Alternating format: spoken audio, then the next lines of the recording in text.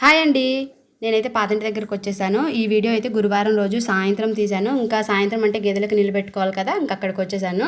ఇంకా గురువారం, శుక్రవారం, శనివారం, ఆదివారము ఈ 4 రోజులు కూడా మా బావకు సెలవు. ఇంకా షాప్‌లో ఓనర్ అయితే ఊరెళ్లారంట. ఇంక తనకైతే సెలవు.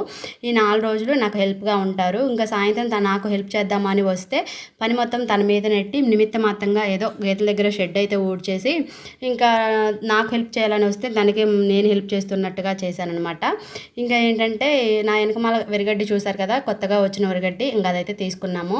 అంతకుముందు అయితే వరిగడ్డి ఊకనే పాడవుతుంది, కట్టుకోరాదండి అనే స్థితి నుంచి ఇప్పుడైతే వరిగడ్డి అడిగితే దూడకు కొంచెం వరిగడ్డి పెట్టండి రాదండి అని అడిగితే వరిగడ్డి ఏమన్నా ఊకొస్తుంది, వరిగడ్డి కట్ట రూ. 150 అనే స్థితికి వచ్చేసాము.